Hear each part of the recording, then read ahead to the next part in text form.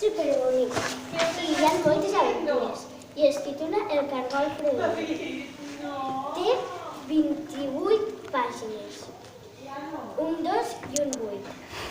Els il·lustradors són Joan Pla i Cristina Duran.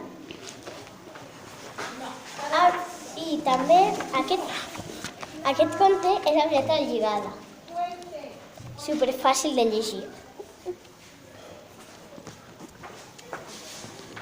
Ara us vaig explicar una mica d'aquesta història tan divertida.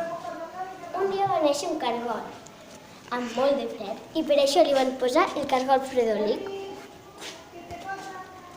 Un dia van anar a passejar amb la seva mare. Llavors li va preguntar el cargol a la seva mare: «Mama, per què el sol no escalfa més?» I li va dir la seva mare: «Pregunta-li al sol». Llavors el cargol va passar un munt d'aventures fins a intentar preguntar-li al sol.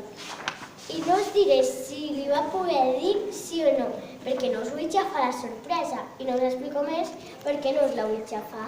O sigui que adeu i segueixo llegint aquest conte tan xulo que vaig per l'última pàgina perquè és tan xulo i superfàcil de llegir que vull veure a veure què passa. Adeu!